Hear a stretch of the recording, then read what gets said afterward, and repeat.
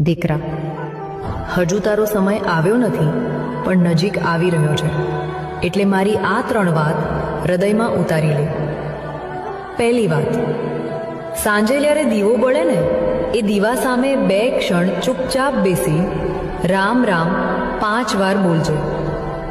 એ પ્રકાશ તારા મનની અંધારીએ રસ્તો બતાવશે. બીજી વાત, જો ઘરમાં કોઈ ભૂખ્યો આવે, માનવી કે પ્રાણી, એને ખાલી હાથ ન મોકલજે. એ એક દયા તારા ભાગ્યની દિશા બદલી દેશે.